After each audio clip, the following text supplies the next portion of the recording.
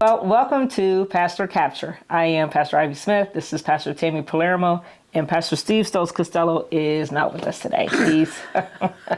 He's not hiding somewhere. He's en route to Columbus. Yes, for a fresh start.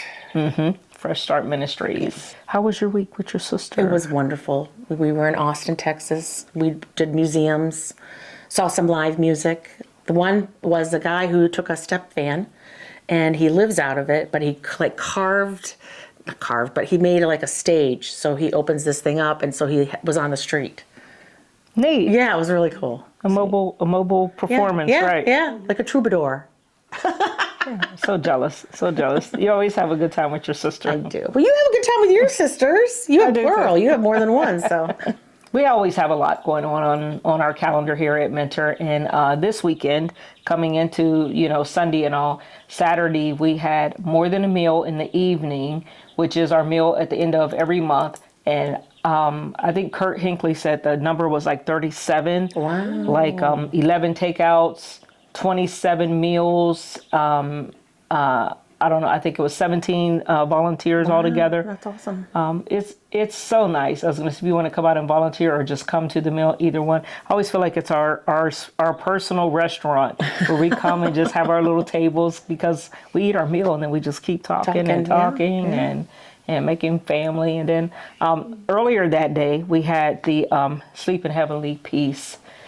We do this annually. It's build a bed, and we did 40 beds in 3 hours. That's crazy. Yeah, I kept wondering about the rain. I was like, come on, Lord, you can do it. Give us some sunshine. But they did make a great effort. I heard there were some people from the community that came, and then some members of Painesville came and joined us. So it's always it's a good thing to say we're done, and just know that Lake County will have beds for children. In our Sunday services, we had 9:15. Pastor Steve preached that, and he and Amy came back with a report. During our worship meeting that he gave a good sermon, and this text was from Luke 10. 25 to 37, and this was the loving Good Samaritan. There's those stories that we have just an attraction to. For some reason, all of the parts, we can either see ourselves as the Levite, see ourselves as the priest, the robbed person, to be robbed in spirit, and opportunities to be, robbed in so many ways. And then hopefully seeing ourselves as the Good Samaritan, here and there. Sometimes, I feel like, I missed an opportunity and I'm just a priest. I'm just got to hurry. I got my head down. I'm going where I have to go. But that happens. I preached in the 9 modern and then the 11 traditional. And a couple people come back and said there was a couple parts in the sermon, but one part that really touched them. And that was I think the closing part where I put the phrase that is used at the Goodwill store. Yes. Yeah. Yes. I don't know how I do know how it came to me, but it came to me. Just the godsend of us being able to hear at the end of the day that God would just say, Ivy, you changed your life today. Tammy, you changed your life today. Scout, you changed your life today. Scout is a beautiful haircut, as you can see. This is the dog that were a couple episodes ago. Yeah, this is Scout still. New and improved. I just want to say that I think the thing that stood out for me when I was listening to your sermon was that we can give without love, but when we love, we give. We have to give. Someone asked me for that, and I had them take a picture of my message. I said, she's like, I want that. I want how you said it. Yeah. I said, well, here's my text. Here's my paper, and I'm holding up. She took a picture of it. Yeah, we can. I was saying about parents, sometimes it's unfortunate, but, people can provide for you without a loving intent. But if you love someone, then you do. You want to give. You want to give. That text was fun. It was fun. Sunday school. Yes. We talked about the Great Commission this past Sunday, Matthew 28. I thought that was really Because cool. you were here. I was here. I was. In fact, I got to help Sarah ring, and so yeah, I was definitely here.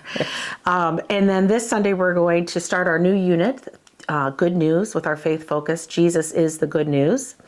And the story this Sunday is an Ethiopian man hears the good news from Acts chapter 8. love that. So we love it when you guys bring your kids to Sunday school. There's childcare for the little kids at both services, and then we have Sunday school for K through 5th grade at 9 and 11, and there is even a youth Sunday school at 9. So lots of opportunity. And if you don't know, we are in the most beautiful office. Yeah, in for the sure. church. This is the most beautiful office. Maybe I should keep that a secret. She doesn't want you to come knocking on our door. We're in Kenna's space right now, and it is just, I don't know, just plush and lush. What would you expect, though? Yeah, what would you really. expect from Kenna? Yeah, for sure. This Sunday coming up, we are going into our fourth and final part of From Harm to Hope, which is what we're trying to move to. We started out with inviting. Oh, that's right. Inviting people to the conversation and just knowing ways that the scripture, ways that the church, ways that people have harmed us, in the name of God or in the name of the church. And then, we went to naming those things. And then last week was repair. Yeah. And so this now Sunday is imagine that beautiful picture. There's no heaven. Yeah. Just imagine. Thank you for that. Imagining what that looks like to be in that movement or to help someone move, out of that state of harm into, the picture that God has them, which is hopeful. And so we're looking at Isaiah 65, 17 through 25, and then Revelation 21, 1 through 6. We like it when you take the time and join us. We like it when you share this and subscribe and just either tune in to us online or come in person. Either way, make a connection. There's so much on our calendar. Find out ways you can come Monday through Saturday. But we love to see you and love to hear from you. Thank you for taking time for this week's Pastor Capture.